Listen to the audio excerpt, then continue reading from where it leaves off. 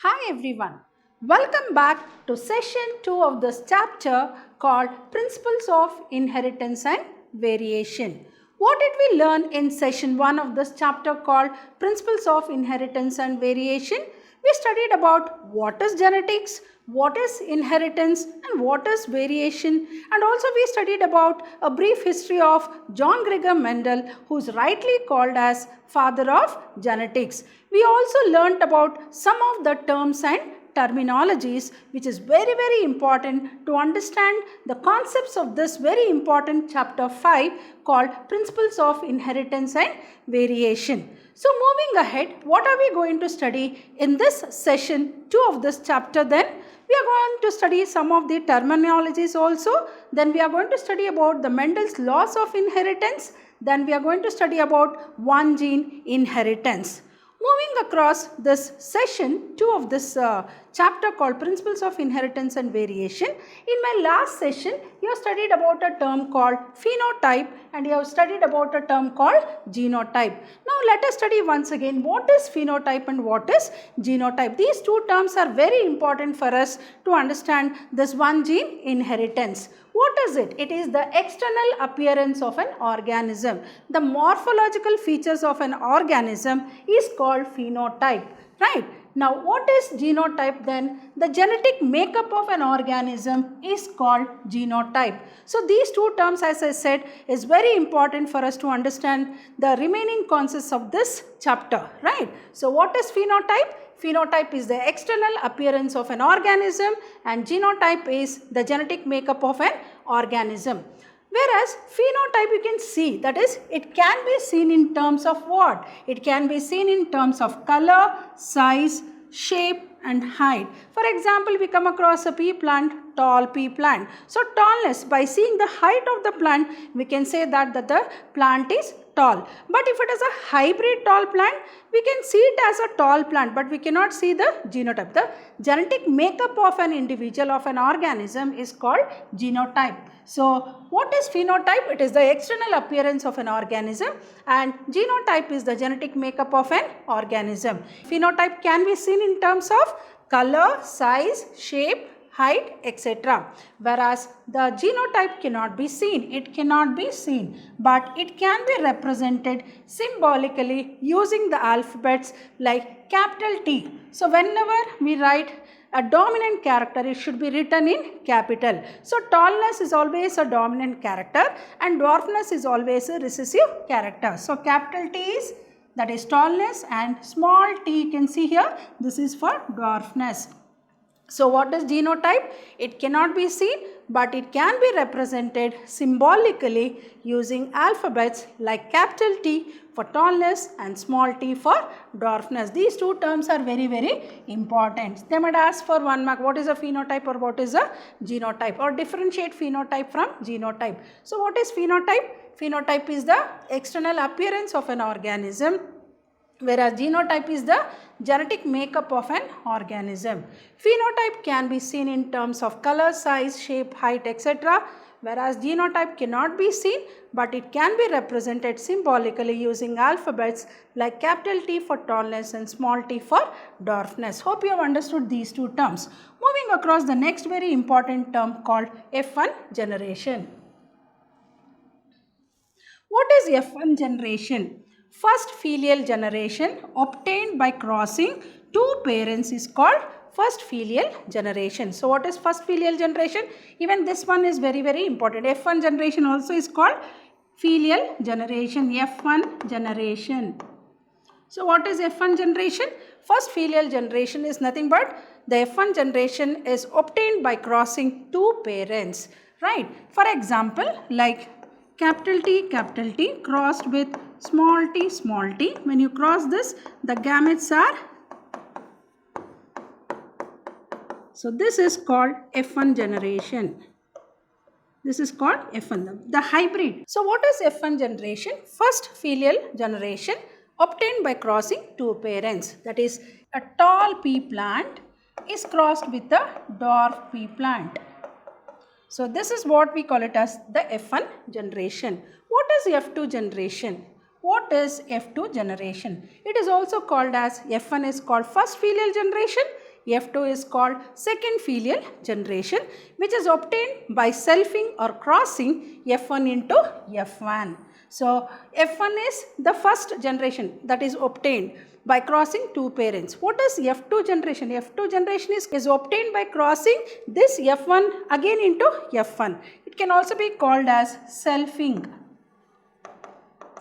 Selfing F1 into F1. For example, F1 is capital T small t into capital T small t. So, whatever progeny we are going to get by crossing this selfing F1 into F1 is called F2 generation. You will understand better when I deal with the one gene inheritance, right? Now, moving across, hope you have understood what is phenotype and what is genotype and what is F1 generation and what is F2 generation. So, what is F1 generation? F1 generation is called first filial generation obtained by crossing two parents. What is F2 generation?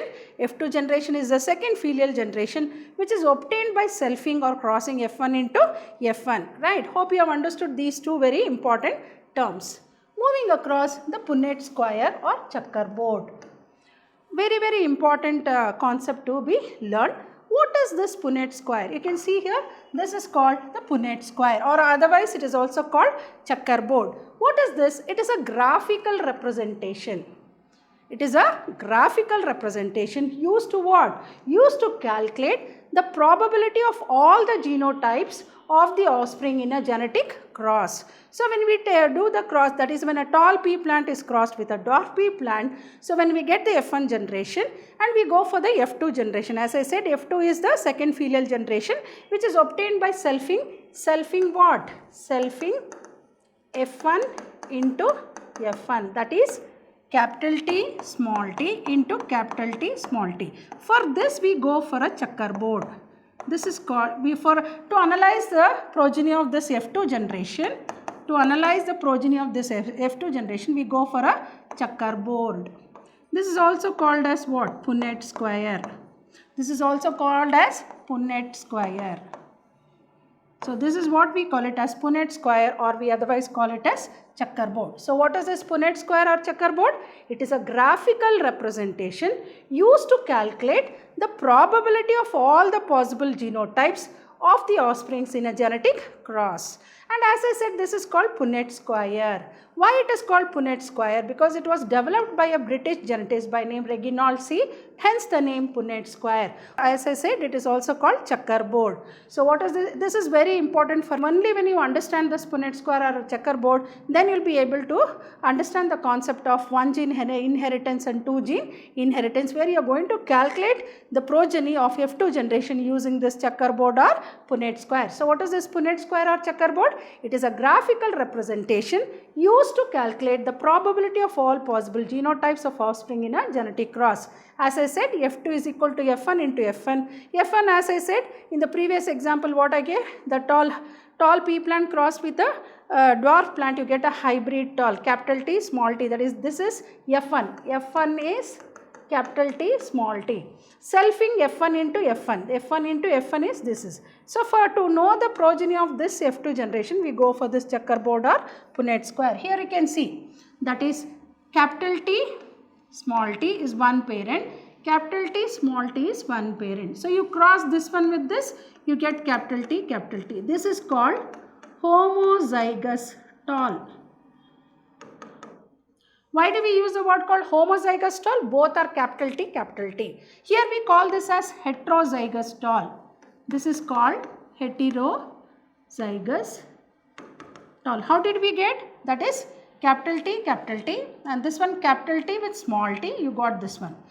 Cross this one, capital T, small t. But when you are writing, you are supposed to write always the capital letter first. The dominant character should be always written first, then later the recessive character. So, here when we write, this is also called what? Heterozygous tall. Cross this one with this one. This is called homozygous dwarf. Both are small t, homozygous dwarf.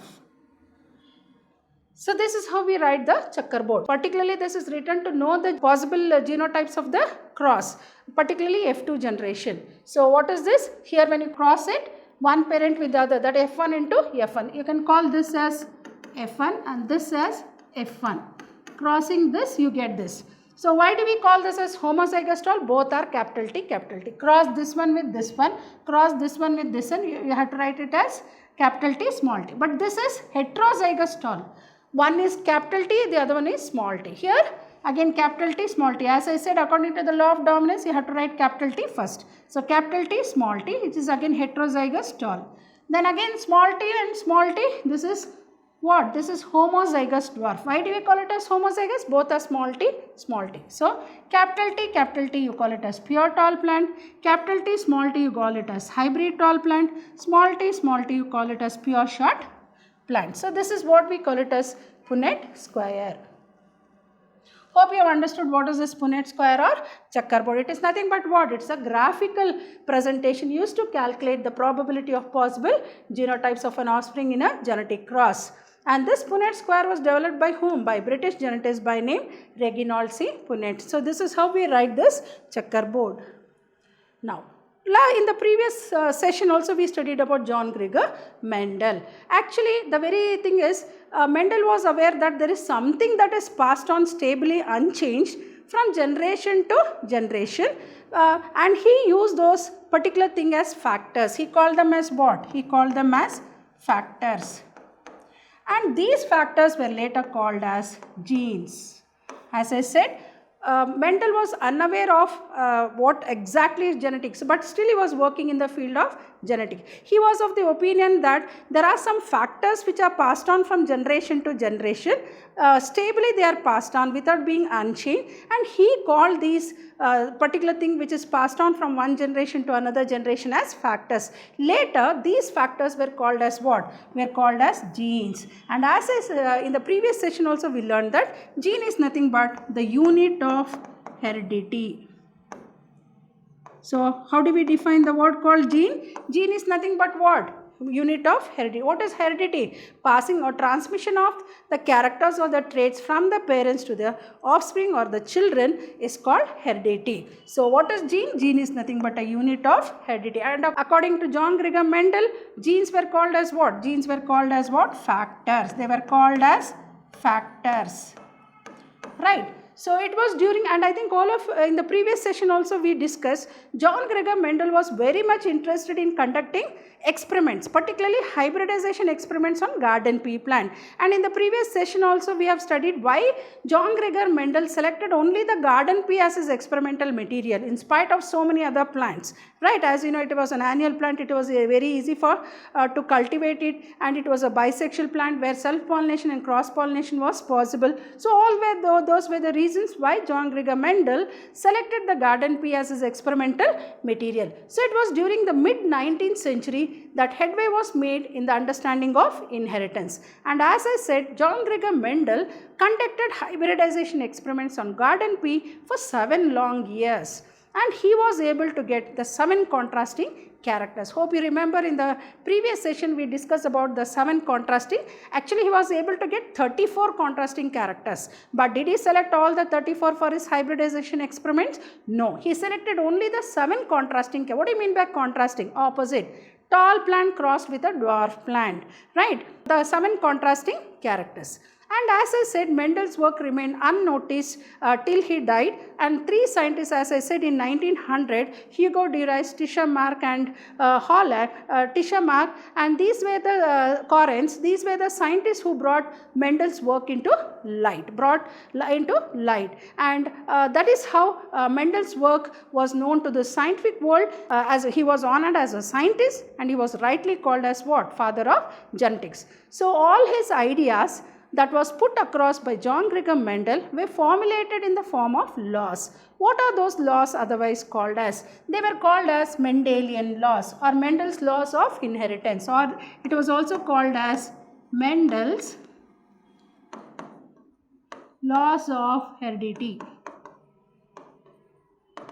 So they were otherwise called Mendelian laws or Mendel's laws of heredity. What were those 3 laws? First one is called law of dominance. Second one is called law of segregation. Third one is called law of independent assortment. In the coming slide, we are going to study what exactly the law of dominance states, what law of segregation states, and what law of independent assortment states. So as I said, John Gregor Mendel was unaware that it was the genes which was responsible for the transmission of the characters from the parents to the offspring for successive generation, and he used that word called factors, and later on the factors were called as what? Genes. And as I said, gene is nothing but what? The unit of heredity. And later on, all the ideas that were formulated by John Gregor Mendel were put across as laws called Mendelian laws or Mendel's laws of heredity, namely law of dominance, law of segregation, and law of independent assortment. Right? Now, moving across the three very important laws. Law of dominance.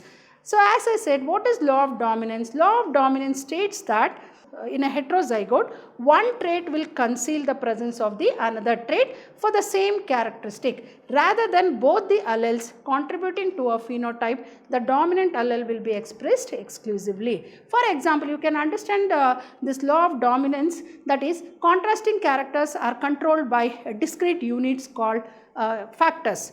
And factors are always, factors occur in what? Occur in alleles, occur in a pair. A pair of genes is called as an allele. So, for example, you take a tall pea plant crossed with a dwarf plant, dwarf pea plant. This is tall plant crossed with a dwarf plant. When you cross this is capital T and this is the gametes. These are the gametes. So, here when you cross it, you get capital T, small t, and this you call it as hybrid tall. In this hybrid tall, this is called F1 generation, this we call it as tall.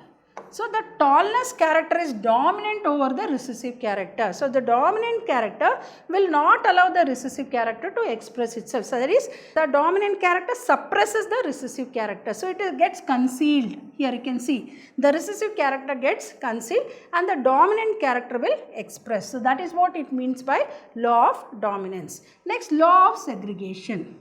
Mendel's law of segregation states that a diploid organism passes randomly, that is, selected allele for a trait to its offspring such that the offsprings receive one allele from each parent. When the alleles for two contrasting characters are brought together, they tend to separate or segregate in F1 generation. So, that is what it means by law of segregation. And this law can be studied by an example that is called monohybrid cross.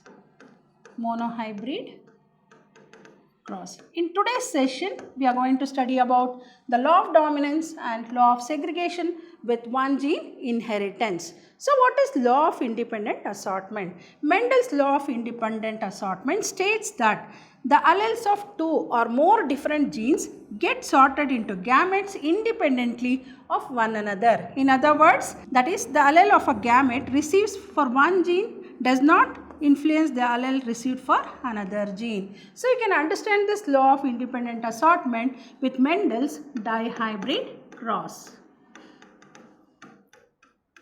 So, here we call it as, this is verified by one gene inheritance, and this law of independence is verified by two gene inheritance. So, Mendel's laws are very, very important. So, you have to understand the law of dominance, law of segregation and law of independent assortment as well as their statement.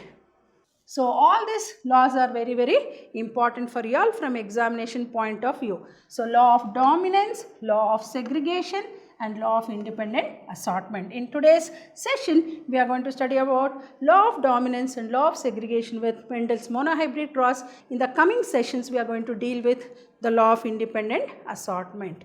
Now, moving on to inheritance of one gene. As I said, it can also be called as what? Monohybrid cross. So, hybrid is what? Hybrid is nothing but it is a progeny obtained by crossing two parents. Monohybrid means what? It is a progeny obtained by crossing two parents differing in one contrasting characters. Dihybrid is a cross between two parents differing in two contrasting characters. So, it is a cross between two parents differing in one pair of contrasting characters, maybe with reference to stem height. Stem height, what are the two very important contrasting characters? That is tall and opposite is what? Dwarf.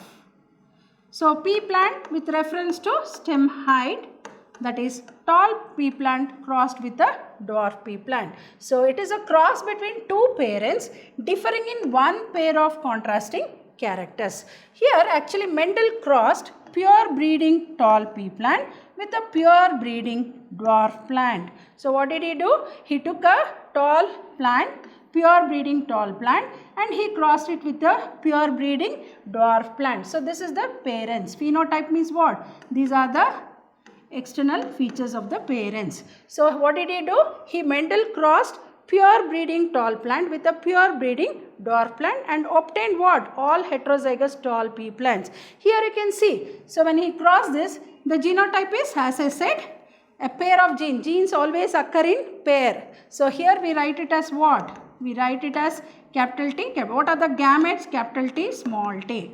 Right. So these are the gametes. What are the genotypes? Capital T, small t, small t. Tall plant is represented by capital T. Small dwarfness is represented by small t, small t. What will be the gametes? Capital T, small t. So when you cross this, so we get capital T, small t. This is called as what? F1 generation. So this is heterozygous tall plant. This is called heterozygous tall plant. That is F1 generation is all will be what? Capital T, small t. This is not homozygous tall. This is heterozygous tall. What do you mean by homozygous? Capital T means it is homozygous, pure tall plant. But here we are getting what? Here we are getting that is heterozygous tall plant. This is F1 generation. So what did he do? This is a very, very important point to be learned from examination point of view. This is usually asked in the exam for 3 marks or for 5 marks. So explain the process of inheritance of one gene with a suitable example. So what was the example he took? He took a pea plant. The which pea plant? That is Mendel crossed a pure breeding tall pea plant with a pure breeding dwarf pea plant and obtained what? All heterozygous tall pea plants in the F1 generation. And F1 hybrids are then self-pollinated and obtained the phenotypic ratio of 3:1 and the genotypic ratio of 1:1 in the F2 generation. So what exactly, so what is F2 generation then? F2 is equal to F1 into F1. What is F1 here? F1 is capital T small t into capital T small t. So when you write the gametes capital T small t, then you write the gametes capital T small t. Then go for what? Go for the checkerboard. So as I said in the previous slide, what is checkerboard? It is a graphical representation to understand the genotypes of the cross. So go for the checkerboard like this. As I said, go for the checkerboard. So what is it? One F1 is what? One parent is capital T small t. The other parent is capital T small t. Right? Then go for the cross. Cross this one with this one. Capital T, cross this one with this one, capital T, small t, cross this one with this one. But whenever you write, as I said, you should write capital T first according to the law of dominance. You should not write small t, small t. Then cross this one with this one, small t, small t. So capital T, capital T, small t, small t, small t. So this is called capital, is called what? Homozygous tall. Homozygous tall. This is called heterozygous tall. This is called heterozygous tall. Heterozygous tall. This is homozygous dwarf. Right. Now calculate how many are homozygous tall? 1. How many are heterozygous tall? 2. How many are homozygous dwarf? 1. So totally we call this as genotypic ratio. This we call it as genotypic ratio, right? So genetically we say that 1 is pure tall, 2 are hybrid tall and 1 is pure dwarf. But phenotypically how many are tall? How many are tall? 3 are tall. See here we can see that 3 are tall and 1 is dwarf. So 3:1. So here we use the word called phenotypic ratio. Phenotypic ratio is equal to 3:1. That is 3 tall is to 1 dwarf. Right. This we call it as phenotypic ratio, that is 3:1. What is this? Phenotypic ratio. What is genotypic ratio? Genotypic ratio. Genotypic ratio is equal to 1:2:1. So 1 is pure tall, that is capital T, capital 2 are capital T, small t, and 1 is small t, small t. So this is called genotypic ratio. 1 is pure tall, 2 are hybrid tall, and 1 is pure dwarf. So this is a very, very important thing which is asked in the exam. What is the phenotypic ratio of a monohybrid cross? As I said, one gene inheritance is also called as what? Monohybrid cross, right? So what is the phenotypic ratio of one gene inheritance? It is called 3, that is phenotypic ratio is 3:1. What is genotypic ratio? That is 1:2:1. So this is called phenotypic ratio, and this is called genotypic ratio. Phenotypically 3 are tall and 1 is dwarf, and genotypically 1 is pure tall, 2 is hybrid tall, and 1 is pure dwarf. So this is a very, very important schematic representation for the study of one gene inheritance, or it is also called as monohybrid cross. So you have to practice writing this, and this is definitely asked in the exam for 3 marks question, or sometimes even for 5 marks question. Hope you understood what is this monohybrid cross. It is a cross between two parents differing in one pair of contrasting characters. And Mendel crossed what? Pure breeding tall pea plant with a pure breeding dwarf pea plant. And what did he obtain? He obtained heterozygous tall pea plant in where? In F1 generation. And how did he get F2 generation? F1 was capital T, small t, that is heterozygous tall. F2 he obtained by selfing F1 into F1. So here after going for a checkerboard, what is the phenotypic ratio he got? Phenotypic ratio was 3:1. That is 3 tall is to 1 dwarf. This is phenotypic ratio. What was the genotypic ratio? Genotypic ratio was 1:2:1. That is 1 capital T small t, 2 capital T small t, small t, small t. So this is a very, very important which is asked in the exam. What is the phenotypic ratio and what is the genotypic ratio of a monohybrid? So this is how you have to write schematically. So these are the parents. So what did he took? He took pea plants. He crossed a tall pea plant with a dwarf pea plant, and these are the genotypes, and these are the gametes. So after crossing, that is F1, he got capital T, small t. F2, he went for a checkerboard. That is capital T, small t, capital T, small. So this is F1 and this is F1. So capital T, capital T, capital T, small t, capital T, small t, small t, small t. So this is how he got for F2 generation in the ratio of 3:1 and 1:2:1. Hope you have understood this one gene inheritance. So as I said, heterozygous tall, that is capital T, small t, capital T, small t. So these are the gametes.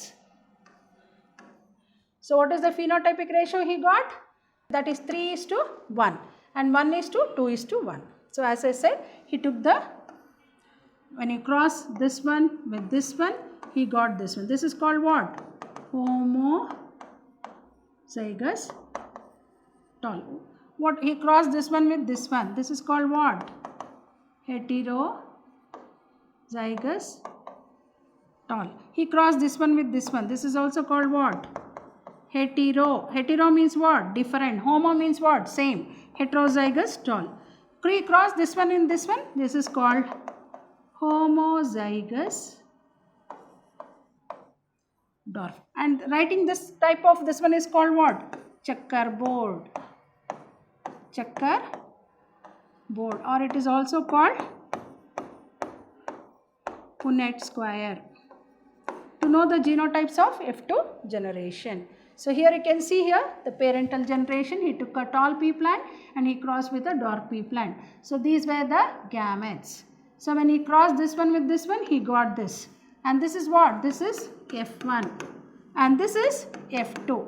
So this one was F1 and all are capital T, small t, all are tall, but they are heterozygous tall. F2 by mating F1 into F1. So these were the gametes. So whatever I represented there, it is schematically represented with a diagram here, right? So here you can see, and for this what did he do? He put a checkerboard and F2 generation. What was the phenotypic ratio he got? Phenotypic ratio was 3:1. What is 3:1? 3 tall. Here you can see. This is homozygous tall. This is heterozygous tall. Here you can see 2 are heterozygous. Here also heterozygous tall. Why do we use the word called heterozygous? Here it is capital T, small t, capital T, small t. Here this is homozygous dwarf.